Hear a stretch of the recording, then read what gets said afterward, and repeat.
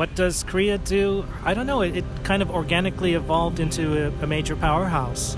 Welcome to the series in which I, Jason Verney, filmmaker, video artist and writer, introduce to you interesting individuals from the world of filmmaking. In this 5th episode, we are back in the metropolis of Bangkok and talking to Nigel Savio D'Sa, a filmmaker, producer and screenwriter, and who is also an experienced journalist, professor and actor. With documentaries, I mean, it always helps to have a producer, but when it comes to indie factual filmmaking, you don't necessarily need one. Amongst other subjects touched on, we chat about his film-related work in South Korea, Thailand, elsewhere, and about a TV drama series currently being worked on, which, like many creations in the art world, can go through various changes from conception to completion. Nigel also offers some advice for filmmakers keen to progress with their projects. So, here we are. This time we are in Bangkok and we are with filmmaker Nigel, who's going to tell us some information about his career, his varied life in Asia and elsewhere in the world, in film production and other related things. So what I'll probably do first, Nigel, is if you just introduce how you'd like to be known, or if you just want to introduce yourself and your full name, etc. Sure, okay. Should I hold the mic? Yeah, that's good.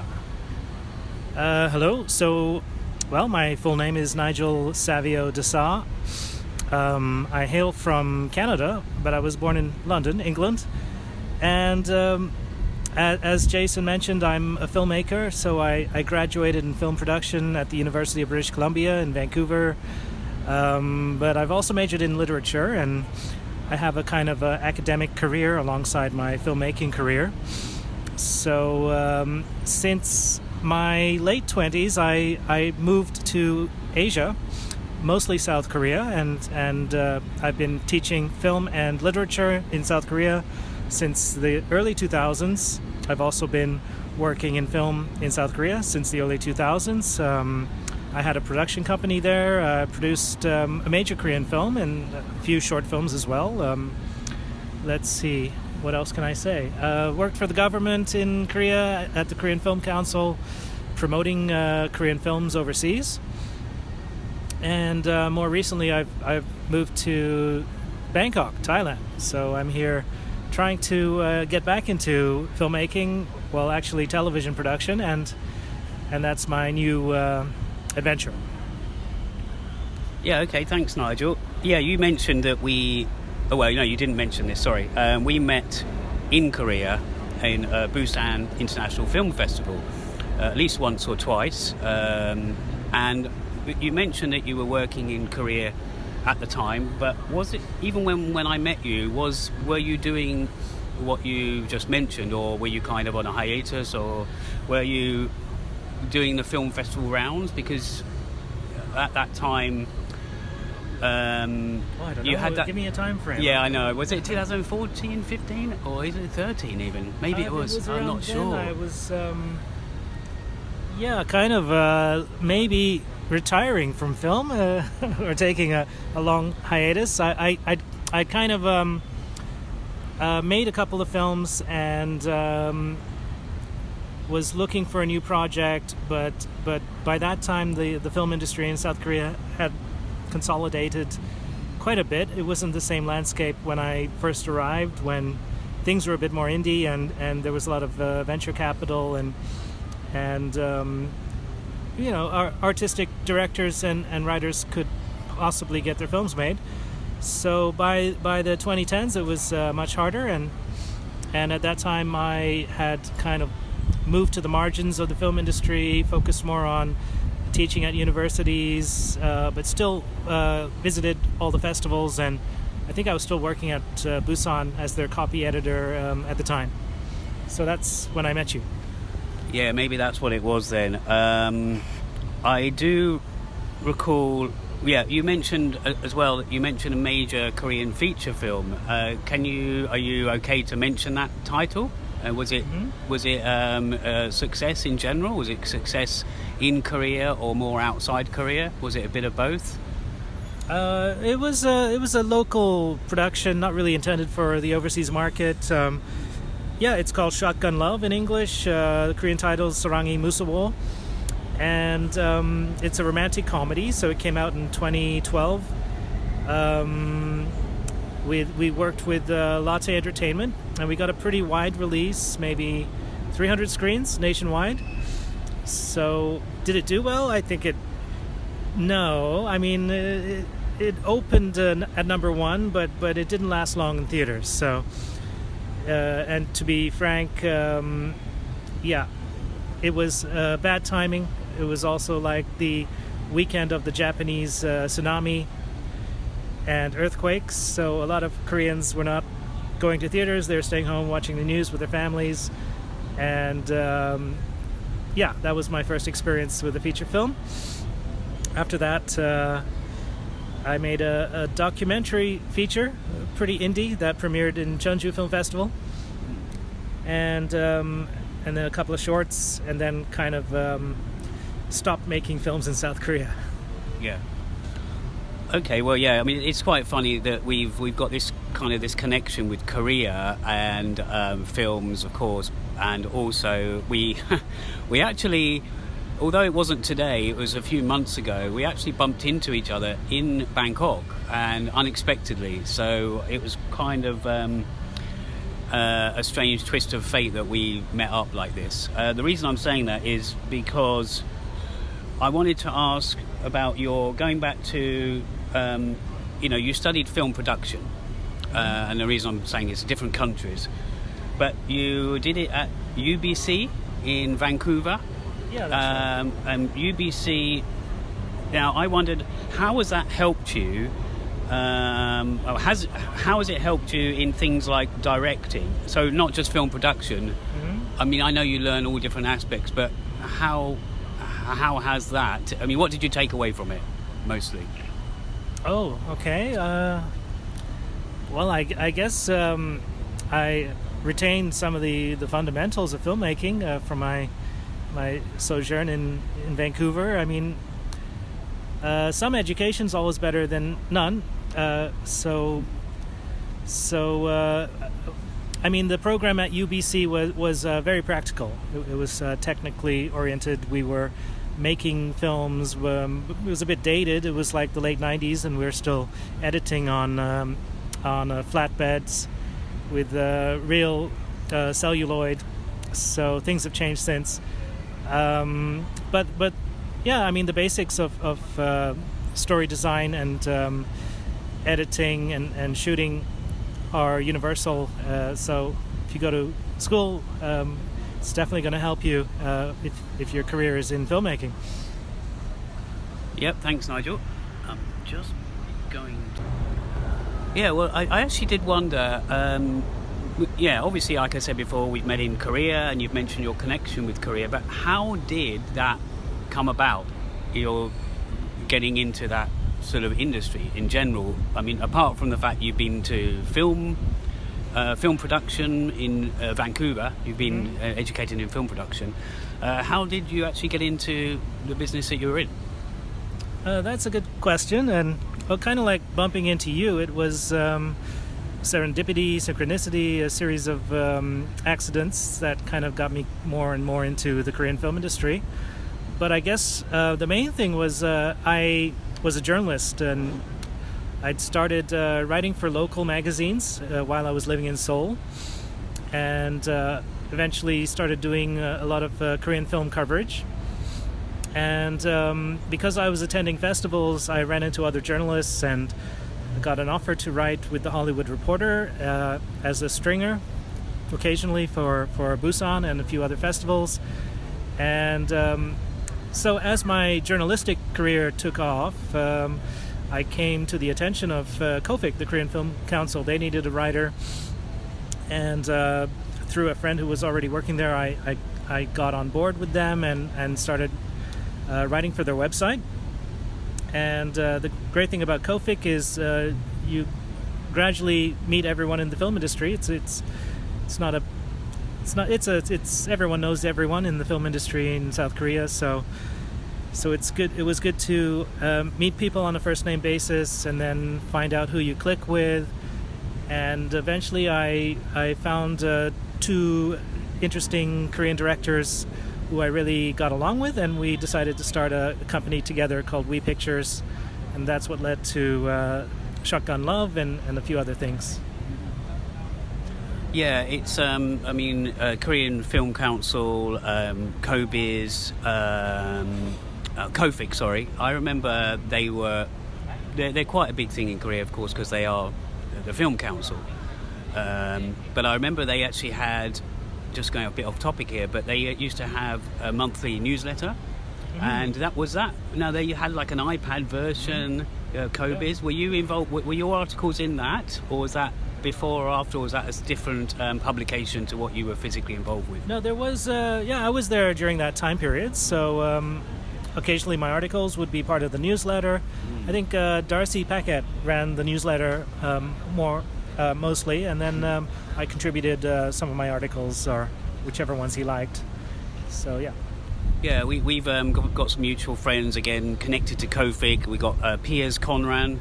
You probably know Piers. You must probably know him. He came in to KOFIC. He came in towards the end of my run at KOFIC. I was there for about 5 years, and he was there in my last year. Yeah, and for anyone who doesn't know out there, D'Sa Paquette, he's a man of many talents, but he's a subtitler, translator, occasionally appearing in Korean films. He's Parasite is one of his latest films that he's been known for doing the subtitles, and he's a really nice, really good guy. So that's how that happened. So the Hollywood Reporter, how did that differ to what you've just spoken about? Writing for the Hollywood Reporter, which is, a pretty esteemed publication. So when you moved to things with KOBIS, or rather KOFIC, did you find much of a difference in the way? There must be an internal difference in, you've got like a Korean way of working for a start, and the Hollywood Reporter's way of doing things. Did you find much difference? Was it easier at one and not the other, or did you find it quite an easy transition? Oh, it's. I think I was doing both in tandem, so there's some differences, I guess. At KOFIC, I pretty much decided what I wanted to write about. I would pick major topics of the week and write 3 or 4 articles a week. With THR, usually I was assigned what to write about, and there's a format, and you should always try to get live quotes for your article and things like that. So a little bit different. And I'm just thinking of the British film industry, because it is something that we don't really have the same as Korea. Something that I've always been amazed at, like Korean film, is the way that these big companies like Lotte or CJ, how they get involved. But I feel like the British Film Council could learn a lot from the way that they do things. These big conglomerates or chaebols, it's kind of. I just feel like it has to be commercial film to go through Lotte or CJ, but you do find independent ones that also get produced by other companies like New, and there's some other smaller Korean companies. Sure, yeah. But I just wondered, well, essentially, what could the British film industry learn from the Korean industry, do you think, if anything? I know it's a different structure, but is there anything that you feel like they could do differently from what you know about the British film? Yeah, I don't know too much about the UK film industry, other than usually there's 3 or 4 good films coming out each year. What does Korea do? I don't know. It kind of organically evolved into a major powerhouse. When I first arrived in Korea in the early 2000s, it wasn't dominated by major studios as much. There was, like I said, a lot of indie production companies and venture capital coming in. But by the late 2000s, CJ, Latte, and Showbox pretty much dominated vertically the whole industry. From financing films to exhibition. So, and maybe that's a good thing. It certainly streamlines production, and you tend to make a bigger, more commercial films that have a greater chance of traveling overseas. So there's that. But I mean, they did kind of sacrifice the Indian artistic scene, or I think it shrunk somewhat, since. Yeah, no, I agree. I actually forgot Showbox when you said that, because that is a big one. It's interesting as well. I know a bit about CJ. They've got their own, their own brand, of course. Lotte have got their own cinemas, or in Shinsegae and places, and of course they're going to be more likely to show their own films and what have you. And that made me think of Thailand as well, because it's got its own shopping malls who have branded, they've kind of got their own, is it Megabox? Was that Korea? I'm getting confused now. Megabox is Korea. Korea, that's Korea. What's the one here? But there's various chains here. But I was just thinking it's very similar with the shopping mall situation in Korea and Thailand. And one thing I wanted to lead on from that was, recently you gave me one of your business cards. I probably had one from 8 years ago, but you gave me another one. And there's a film called Possessed, and it's a project that you are working on, structuring, you've written, or it's sorry, it's not a film, is it? It's a series. Yeah, it's a TV drama series, kind of evolved out of a meeting with a Thai producer here whom I'd met several times earlier, and he asked me if I had any stories, and I had written a story in South Korea for Korea, but never used it, and then I adapted it for this market. It was a thriller before, but now it's more of a film noir with a supernatural element, because the ghost genre is very popular among Thais still. So The Possessed is exactly that. It's a kind of a murder mystery with a supernatural side to it, and I'm developing it for television. We're going to target the streaming majors, so we're still in the process of pitching, and nothing yet's been decided, so we'll see what happens. Okay, well that's sorry, we're also recording this, to give it a bit of atmosphere, recording this in Bangkok, so you might be able to hear a bit of traffic. Now, I wondered also about funding. Now, you've just mentioned pitching, but what's been your experience on either getting a film funded yourself, or perhaps you've been approached for other projects for you to fund other people's films? I mean, have you got much maybe things you've learned about funding from either side of the fence kind of thing?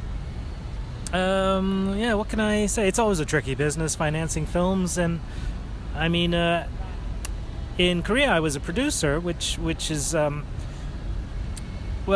was my job to find financing for film projects, and Shotgun Love was made generally through me and my partner's efforts in Busan to pitch 3 scripts to investors who would come to the market there, and at the time it was called PPP, Busan Promotion Plan. I think it's called AFM now, but so back then we would have scripts, and we would meet investors and basically pitch the old-fashioned way, and it turned out that one of the scripts was liked, and so it got financed, and then we worked on rewrites and all kinds of stuff with Latte. Here in Thailand, I'm not too sure how it works with domestic financing, but our strategy is to pitch to the streaming majors, so it would be Netflix, Disney, HBO, maybe Amazon as well. And if they like what we have to offer, then we'd go through a development process where they might finance the development for 6 months, and if they like the results, we'd go to the next stage. Yeah, well, I can't wait to hear more about Possessed and what where it gets to. Perhaps I wonder if it's going to change. You said it's already changed from one kind of genre slightly to another. Mm-hmm. Do you think that's likely to change again? Perhaps if someone is offering to do it, to make it, and then they say, well, we want it to be a comedy now. I mean, it still hasn't been finalised, has it? Or could the genre change again, or it's possible or not? Well, I mean, I hope not, and I'm very happy now with the resulting genre that we have, because it works. It's produced a better story than I had before, and I like. It's actually a combination of the film noir and the ghost genre, so they work well together in the story I have. I don't think I could flip it into a comedy, if that's what you're asking. Well, you never know, I suppose. But okay, just a couple of last questions. One, there's people that might be listening to this that are trying to get a film, their own project or their own small team's project off the ground, and it might sound a bit generic, but is there any advice or some advice you could give somebody who is trying to get something made? Maybe they've written a script, maybe they were trying to get to the next stage. That was one of the things I wanted to just ask you as final questions. Yeah, sure. I mean, well, ultimately you've got to find a producer willing to pitch your project. I mean, as writers, it's not as if we can just waltz into Netflix and say, here's my script, what do you think? There's some protocol, and so they only work with producers that they know.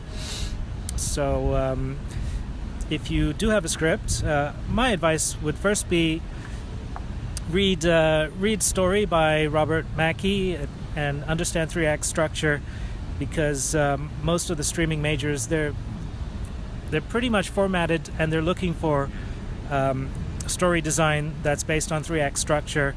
And especially Netflix, they're looking for character-driven stories. So make sure that your characters drive the stories.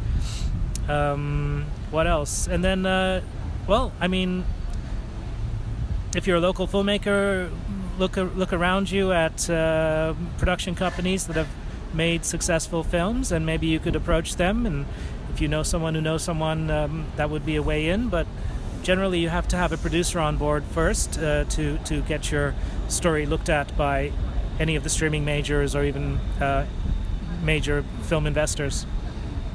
And just in case there's anyone listening who is more on the docu side of things or more factual, do you have much experience in that? That's something I didn't ask you earlier.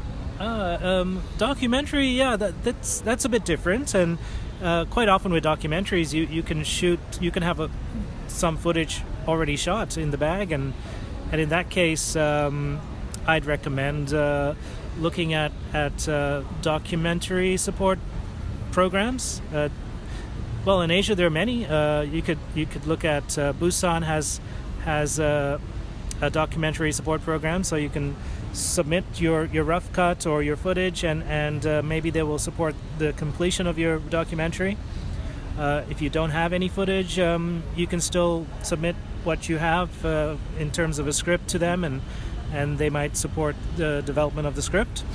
So I would go that route with documentaries. I mean, it always helps to have a producer, but when it comes to indie factual filmmaking, you don't necessarily need one. So. Okay, well, we've covered there if you've got a feature idea, and if you've got a documentary idea. But one thing I want to just touch on briefly is you mentioned earlier shorts, which is how a lot of people start. Mm-hmm. And how did you, or what could be your advice, how did you find the festival experience for shorts? Because often it is because of festivals, isn't it? You have to, it's a festival circuit kind of job.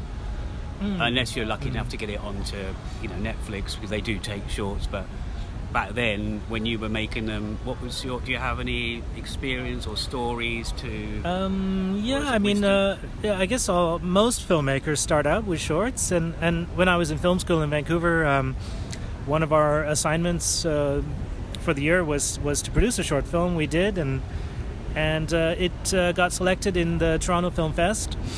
So Yeah, I mean, that's really the goal, is to get your short film into as many festivals as you can, or at least into as many good ones as you can, so that you have feathers in your cap, and that way when you do approach a producer with your feature script, they will take you more seriously, and so it's a good way to get started and also to hone your skills as a filmmaker. Great. Thanks, Nigel. Lastly, if somebody wants to find out some more about what you've been dealing with in the past, is it best to go to IMDb, or is it best to go to... do you have a website you want to give out, or some other details? No, I don't have a current website. There might be something up and running in a few months. I am on IMDb, but it hasn't been updated in a while, and nothing that I'm currently working on is there. But I mean, I'm always open to field questions from emerging filmmakers who might want some feedback. So you can email me. Should I say my email? Yeah. We can put it in the description, yeah. Okay. I know it's like when you've got something on IMDb, you've often got projects in the making, but they can't go on IMDb yet. You know, you can have like 5 different projects on a go, but unfortunately they're, you know, your last project or somebody's last project could be 3 years ago, 5 years ago, but they're still, you know, always behind the scenes trying to get the next one made or finished. Yeah. Okay, well, I think it's been a pleasure talking to you, Nigel, as always. Likewise, Jason. So we'll catch up again in Bangkok or Korea, because you've recently come back from Korea again, and Vietnam and other places. That's right. And thanks very much again. My pleasure. Yeah, it's always fun talking with you, and good luck also with your own film endeavors. Thank you. See ya. You've been listening to the MBF Micro Budget Filmmakers podcast. If you'd like to hear more of these episodes and check out any you may have missed, please subscribe via Spreaker or wherever you get your podcast fix. And if you want to continue to have access to filmmaker tips, events and exclusive interviews, do sign up for the next Plasm Productions newsletter. You'll be able to read exclusive interviews, attend workshops, and ultimately mingle with like-minded creative folk, as well as speak to more great people in the world of film.